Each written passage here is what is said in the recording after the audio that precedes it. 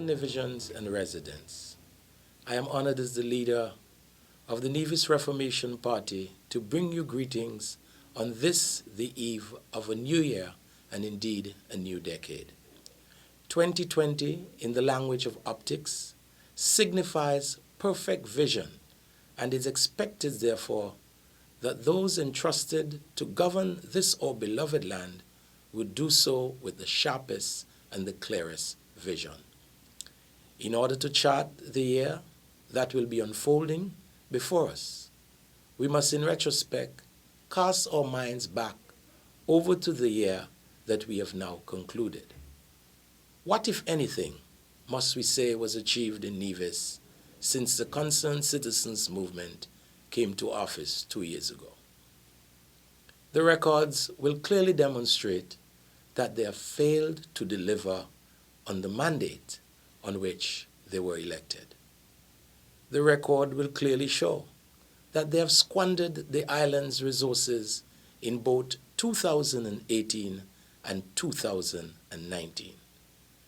The Prime Minister, you would recall, in his capacity as Minister of Finance, verified this fact when he spoke about the need for an additional $1 million needed to complete the Newcastle police station.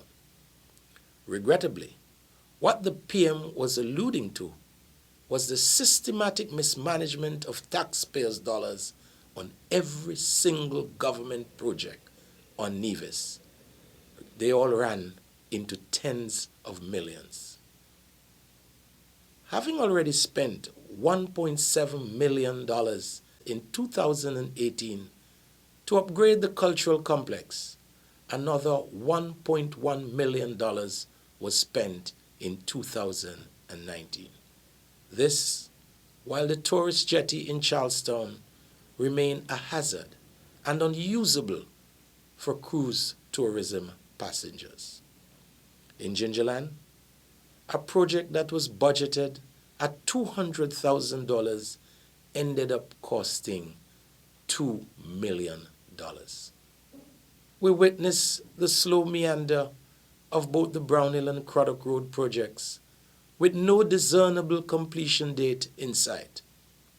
The new pier at Mosquito Bay, which has already broken all records for spending on a project of that size and scope, is still incomplete. The Alexandra Hospital extension and the financial complex in Charlestown have experienced serious cash flows and evidenced by the start-stop, on-again, off-again construction. The infamous White Elephant at Prospect, the $1.5 million vet clinic, has witnessed 4 budget cycles and is still largely unused. One would have thought that prudence would have dictated that you finish one road before hurrying to start another. Not this government, a government which prefers publicity and electioneering over productivity and common sense. As a result, residents along the construction route have had to endure the dust and noise and inconvenience for extended periods of time.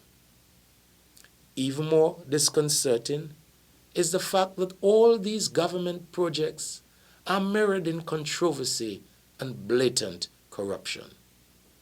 Just 4 months ago, it was indeed painful to witness that at the beginning of another school term, the students of the Ivor Walters Primary and the Charlestown Secondary School were turned away for an entire week because of the government's inability to plan properly. Even when students at CSS were allowed back, the noise from the ongoing construction invaded the classroom for almost 2 months.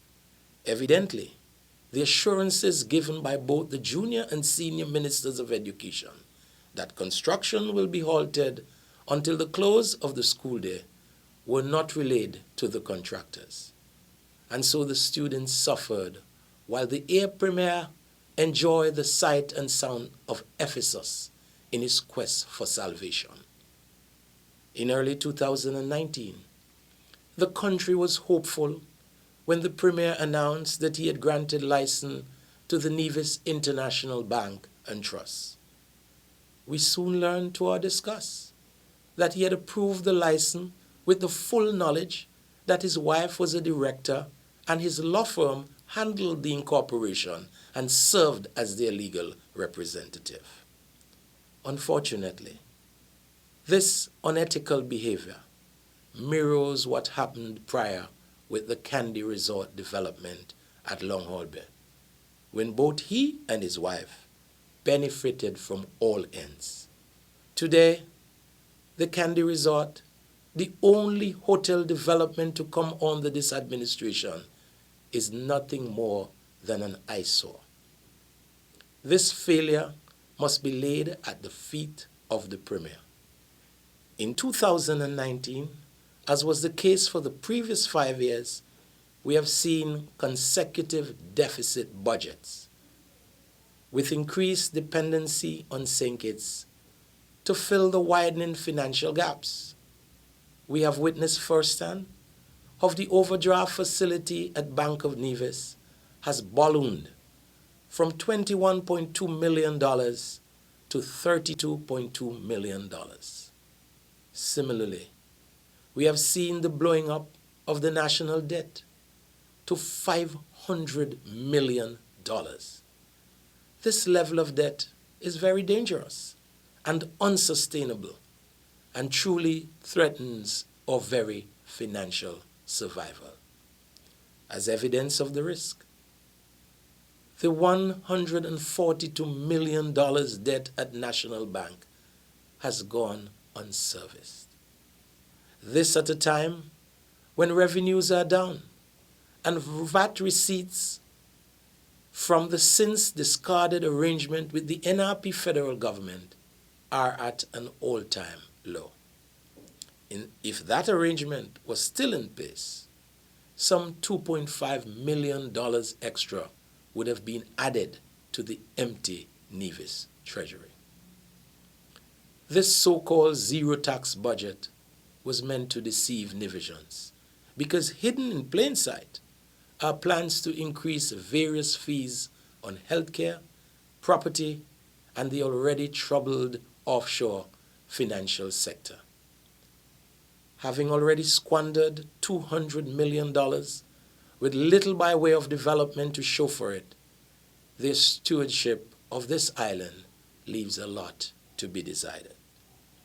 Without hesitation, it is pellucidly clear that this government has failed to chart a progressive course of development for Nevis and Nevisians. Foreign direct investment is at an all-time low, while none of the promised hotels developments are on track.